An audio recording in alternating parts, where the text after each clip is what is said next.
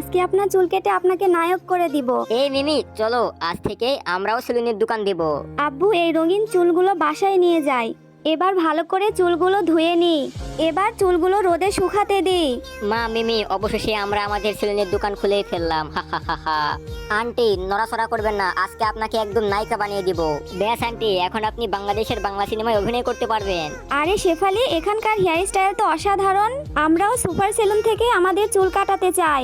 এই বাবলু, সেলুনের দোকান দিয়ে আমি তো অনেক বড় লোক হয়ে গেছি রে, তাড়াতাড়ি এক ট্রাক রঙের চুল পাঠা। আচ্ছা উস্তাদ, আপনি কোনো চিন্তা করবেন না, আমি এক্ষুনি আপনার চুলগুলো পাঠিয়ে দিচ্ছি। আরে এই কি, চুল কাটার পর থেকে আমার গায়ে এত চুলকানি হচ্ছে কেন? বুঝলাম না, সুপার সেলুন থেকে চুল কাটার পরে এত শরীর চুলকাচ্ছে কেন?